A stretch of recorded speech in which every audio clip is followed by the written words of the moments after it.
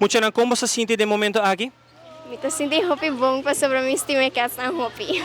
Hopi bom, contente de discutir esse. Com a bom essa sinti que na hoje em dia cubo sapato novo? Bom, é da hopi bom.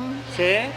Nós está conjuntamente com a seleção de Rhythmic Gymnastics que na Perla Gymnastics uma que é muito na haia na primeiro lugar na haia uma entrega OML, uma fábrica de Holanda que está reciclar material lang para assina trahakets abing hasi uma entrega uma donação especialmente na com bandeira de Aruba com terceira bagele e depois nós tem parte que nós papo que muito nang nós vai que mais em detalhes e com orgulhoso nós está dinang mirando que sa kita prome viaja a Aruba também uma competência sul-americano como team e representar Aruba bom a bandeira de Aruba e de categoria de Rhythmic Gymnastics.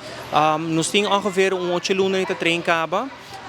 Coach Adriana, head coach Adriana, está encarregado com o team, conjuntamente com o profe Ida, que vem de Cuba, para reforçar nossa competência e nosso trajeto para a competência e que nós estamos sumamente contentes com o trabalho com o coach Ida Hassi e o demando de coach Adriana.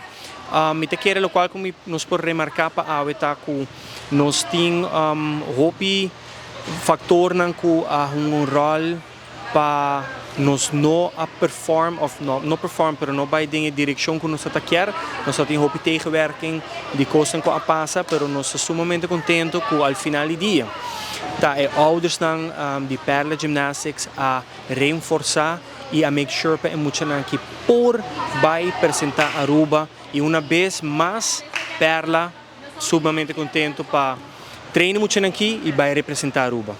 Quanto muito também participar?